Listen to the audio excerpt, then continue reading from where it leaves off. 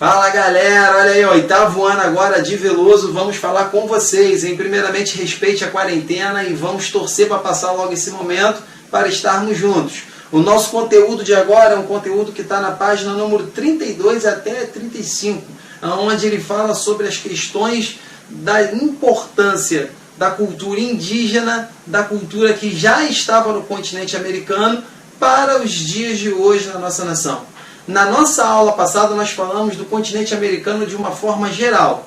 O continente americano ele é composto lá no norte, como você pode ver aqui na imagem, de duas tribos indígenas que dão o nome hoje desse bloco, que no caso seriam os anglo-saxões. Aqui no centro nós temos três divisões de culturas indígenas que foram importantíssimos para o desenvolvimento da cultura local ali, que seria os incas, os astecas e os maias.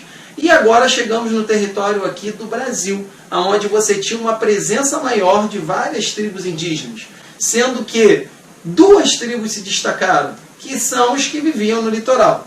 Seriam os tupis e os guaranis. Mas nós tínhamos várias outras tribos espalhadas pelo nosso território. Primeiramente, a gente tem que ter esse entendimento de que quando os europeus chegaram aqui, eles praticaram o etnocentrismo. O que seria isso? Seria uma cultura de superioridade, você se sentir superior a qualquer outra cultura. Então, quando os portugueses chegaram aqui, eles não observaram os índios como sendo o quê? Como sendo uma tribo que poderia apresentar alguma coisa cultural para eles aprenderem. Não, eles olharam os índios e acharam que eles eram animais, acharam que a cultura deles era uma cultura que não tinha necessidade de se preservar ou de se absorver. E aí eles só queriam retirar tudo aquilo que os índios ofertavam. E a primeira coisa que os nossos índios ofertaram aos portugueses de muito valor na Europa era o pau-brasil, devido à tinta vermelha que estava composto ali. E aí depois veio pequenos detalhes, tipo um amendoim que nós consumimos no nosso dia a dia, a forma de tomar alguns chás, escovar dente, a cultura, banho diário, isso tudo os índios ofertaram aos portugueses. E aí nós construímos uma cultura dentro de um país.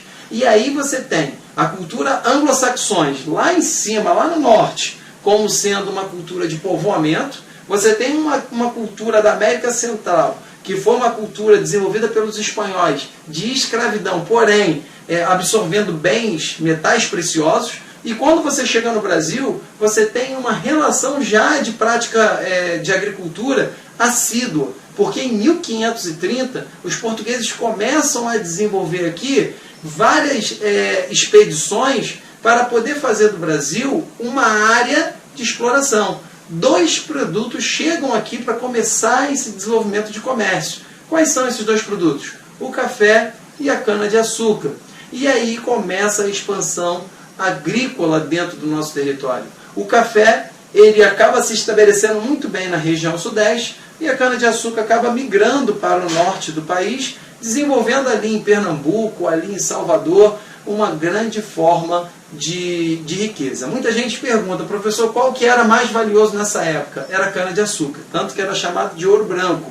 E isso despertou nos europeus aqui, que queriam explorar o Brasil, uma ideia de investimento muito grande. Então os holandeses eles acabaram dominando o Nordeste brasileiro e ali fazendo todo esse desenvolvimento com a cana-de-açúcar.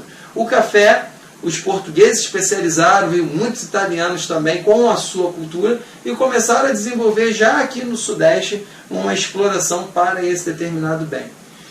Dentro da geografia, nós podemos dizer que essa relação com o Novo Mundo, que seria chamado continente americano, foi uma relação de início de comércio capitalista. Por quê? Você tinha uma exploração de um determinado país europeu e esse país europeu ele acabava demarcando todas as suas terras. O Brasil, que era totalmente explorado por Portugal, ele acaba se aproximando de uma outra nação, que é a Inglaterra. E aí começa esse laço de pacto, né, entre Brasil e Inglaterra, entre Portugal e Inglaterra, e aí a comercialização acaba sendo acentuada. Até os dias de hoje o Brasil tem uma relação muito aprimorada com o Reino Unido devido a esse laço histórico que se tem dentro de comercialização. E aí o próximo passo nosso de conteúdo é justamente o laço econômico, o laço de pactos de acordos entre nações desde o século XVIII até os dias de hoje. Beleza, galera? Obrigado pela atenção aí, estuda e se proteja, lave bastante as mãos, porque já já estamos de volta em sala, hein? Beijão pra vocês aí, valeu, galera!